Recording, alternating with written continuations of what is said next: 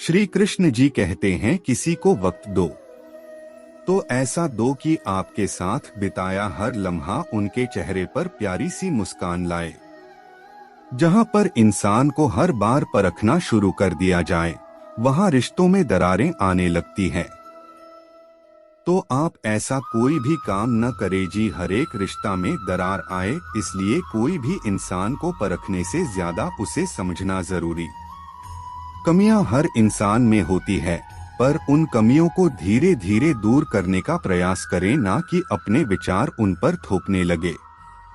अगर आप अपने विचार दूसरे इंसान पर थोपने लगोगे तो या तो वो इंसान आपसे झूठ बोलना शुरू कर देगा या फिर आपके रिश्तों में धीरे धीरे दूरियां बनना शुरू हो जाएगी, जो कभी ठीक नहीं होगा।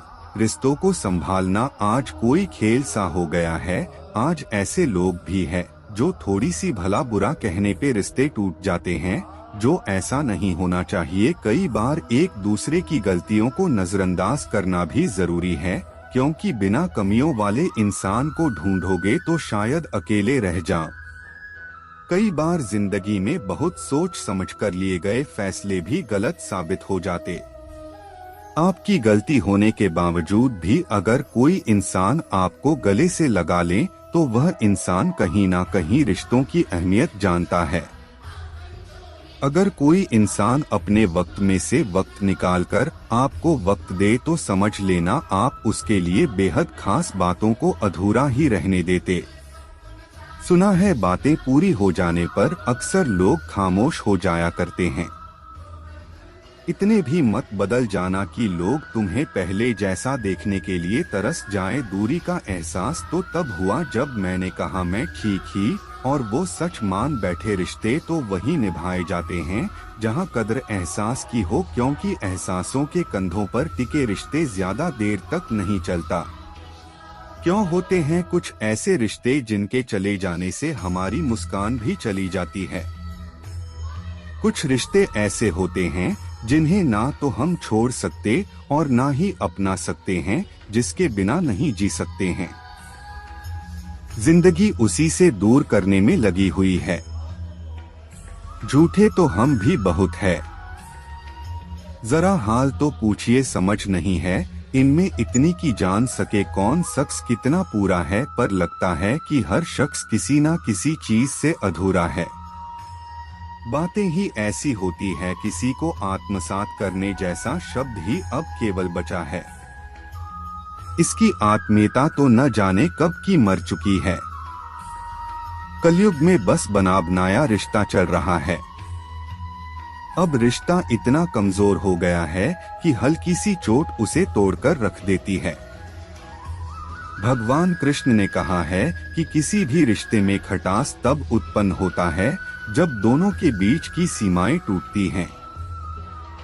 दो रिश्तों में अक्सर एक सीमा तय की होती है। जैसे ही कोई एक उस सीमा को लांघता है तो दूरियां अपने आप बढ़ जाती हैं। रिश्ते कोई धर्म कर्म नहीं है कि किसी एक को प्रचारक होना चाहिए और बाकी सबको उसका समर्थक या अनुयायी। रिश्ते में तो प्रेम का रस दोनों तरफ से बराबर प्रवाहित होता है, किंतु आज रिश्ते में ये नहीं रह गया।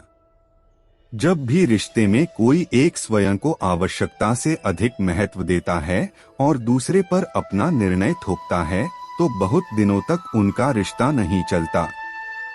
यही कारण है कि रिश्ता टूट जाता है। भले ही देश को स्वतंत्र हुए सालों हो गए, किंतु आज भी मनुष्यों के दिमाग से दूसरों पर राज करने की सोच हटी नहीं है। रिश्ते में बिखराव तभी आता है जब कोई एक दूसरे पर अपना प्रभुत्व जमाने के साथ साथ उसे स्वतंत्र रहने की अनुमति नहीं देता, अपने अनुसार उसे रखने का प्रयत्न करता है। बस इसी कारण रिश्ते में दरार शुरू हो जाती है। युग कोई भी हो, रिश्ते की आत्मीयता उतनी ही आवश्यक है। आप अपने रिश्ते से आत्मीयता खत्म न होने दें, उसे संभाल कर रखें। रिश्ते जो संभाल गया समझो वो इंसान ही सफल है, बाकी सब असफल है।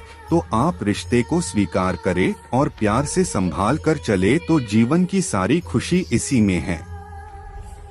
जय श्री कृष्ण। मनुष्य अपना जीवन विश्वास पर जीता है, परंतु विश्वास किसका?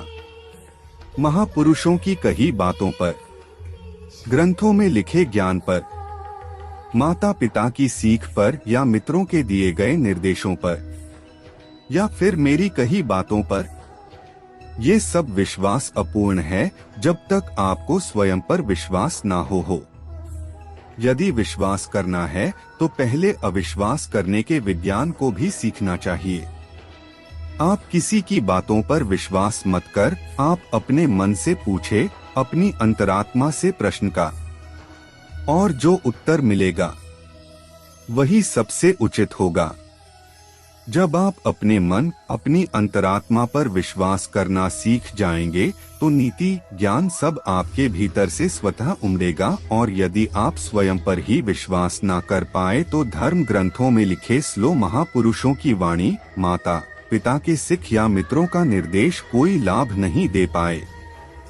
एक पिता होने के नाते आप अपनी संतान के लिए क्या करते हैं? उसके लिए बहुत सारी सुविधाएं जुटाते हैं, बहुत सारा धन कमाते हैं ना? और क्या आपको ऐसा लगता है कि यही उचित है आपकी संतान के लिए? इस पंछी को देख रहे हैं। ये भी संतान को जन्म देता है, उन्हें पालता पोसता है, उड़ना सिखाता है और भोजन का प्रबंध भी करना सिखाता है। परंतु उनके बड़े हो जाने के बाद उनके लिए अलग से हौसला नहीं बनाता। क्यों? क्योंकि यदि इसने संतान को सब कुछ करके दे दिया तो संतान क्या करेगी?